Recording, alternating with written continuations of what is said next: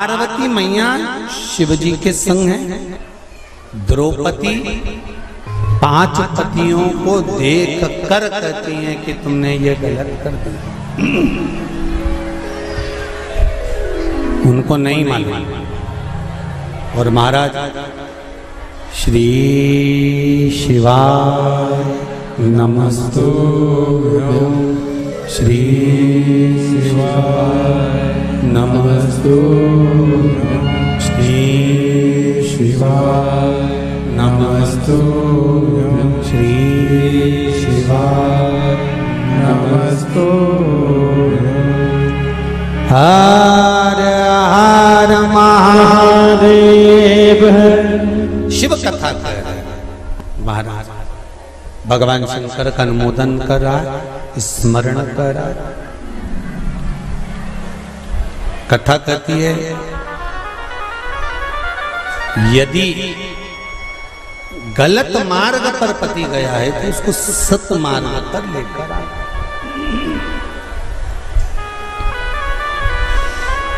सत मार्ग की ओर लाने का प्रयास। चंचुला देवी, आपका पति प्रेत योनि में पड़ा हुआ है और आप कहती हो कि प्रेत योनि में मुझे जाना है, पति के लोक में मुझे जाना है। ये श्रेष्ठ नहीं। गलत मार्ग पर कोई चला गया है तो उसको सत मार्ग पर खींच कर लाने का काम किसका है? जम के बोलो जरा। धर्म पत्नी का है कि अगर पति गलत मार्ग पर चले गया तो उसको खींच कर लिया।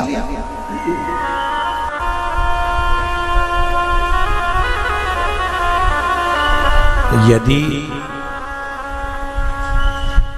पति गलत काम कर रहा है और पत्नी सोचे कि अब तो मैं भी गलत काम करूंगी तो उसमें श्रेष्ठता नहीं, उसमें श्रेष्ठता नहीं होना चाहिए।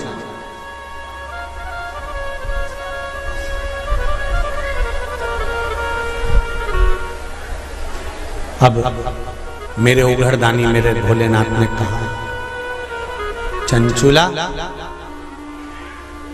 तुम्हारा पति प्रेत योनि में पड़ा हुआ है। केवल एक धर्म पत्नी ऐसी होती है जो पति को प्रेत योनि से भी छुड़वा सकती है।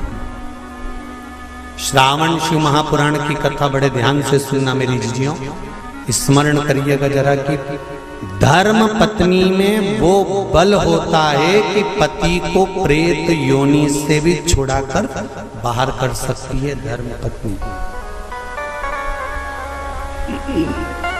धर्म पत्नी।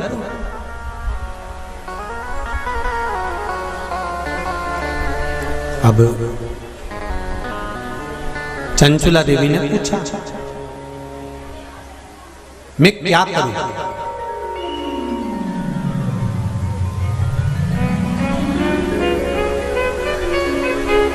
शंभो शरणे पड़ी मांगो घड़ी घड़ी दुख काटो, दया करी निदर्शन आपो। चंचुला देवी पूछ रही है कि मुझे करना क्या है? पति को प्रेत योनि से कैसे मुक्त किया जा सकता है? ध्यान से सुनना रे भाई। कई लोग कहते हैं कि श्राद्ध पक्ष आ गया, ये कर लेना चाहिए तो प्रेत योनि से मुक्ति हो जाएगी। पितरों की शांति के लिए ये कर लेना चाहिए तो पितृ मुक्त हो जाएंगे। पहले तो एक बात अच्छे से समझ लो, पितृ मुक्त नहीं होते, उनकी शांति होती। क्या होती है? जम के बोलो जरा। उनकी शांति होती है। जब आप किसी तीर्थ में स्नान कर रहे हो, जब आप किसी तीर्थ में हो, स्नान कर रहे हो, पुण्य कर रहे हो, सत्कर्म कर रहे हो, भजन कर रहे हो, कीर्तन कर रहे हो, मंत्र जाप कर रहे हो, तो उसका एक अंश, एक भाग हमारे पूर्वजों के खाते में, हमारे पितरों के खाते में जाता है, उनके खाते में पहुंचता है, ये निश्चित है। आपने किसी ब्राह्मण को भोजन कराया, भले आपने पितरों के निमित्त नहीं जिमाया, कोई ब्राह्मण को एक गिलास पानी पिलाया, भले आपने पितरों के निमित्त नहीं पिलाया, पर आपका एक अंश उसके खाते में चला जाएगा। उससे क्या होगा? पितरों की शांति। और समझ लो, गया जी में पिंडदान कर देने से क्या पितृ मुक्त हो जाते हैं? बद्रीनाथ जाकर कपाल क्रिया करने से क्या पितृ मुक्त हो जाते हैं?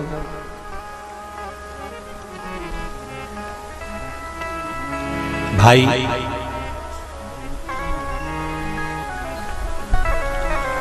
गया जी जाना तो वहां के पंडा जी से पूछना, हम यहाँ पिंडदान कर देंगे तो क्या वो मुक्त हो गए? पंडा जी कहेंगे, आप अपने पूर्वजों को गया का पिंड देकर, उनका पिंडदान कर कर आप उनको भगवान विष्णु के चरणारविंद में छोड़ गए, पर आप घर जाना तो घर पर जब जब श्राद्ध पक्ष आए तब ब्राह्मण को भोजन जरूर करो। भले तुम भूख मत देना, कौवे का मत निकालना, पर एक काम जरूर करना कि ब्राह्मण भोज कराना। उससे क्या होगा? 16 श्राद्ध में जब हमारे पितरों को, हमारे पूर्वजों को पितृलोक से छोड़ा जाता है, तो वो सबसे पहले जिस घर में रहे होते हैं, जहां उनका पिंड घर में दिया होता है, जहां रहे होते हैं, सबसे पहले वो वहां आते हैं, सबसे पहले वहां आएंगे। और अगर तुमने उनकी तिथि पर, उनके वार पर अगर आपने भोजन करा दिया है, तो उनकी मुक्तता नहीं, उनकी शांति हो जाती है।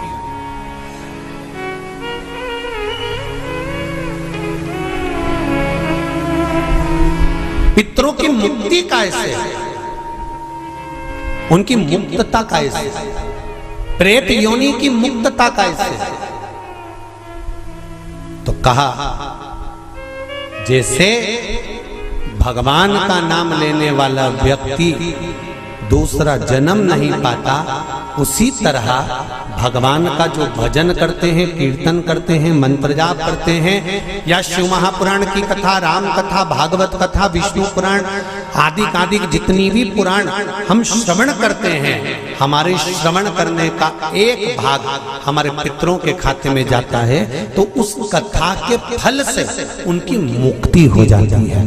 उनकी कथा के फल से मुक्तता। प्रेत योनि से मुक्त हो गया धुंधकारी,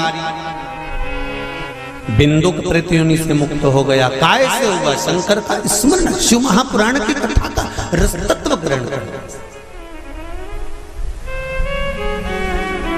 राम कथा, भागवत कथा का मात्र स्मरण करना, उससे मुक्त।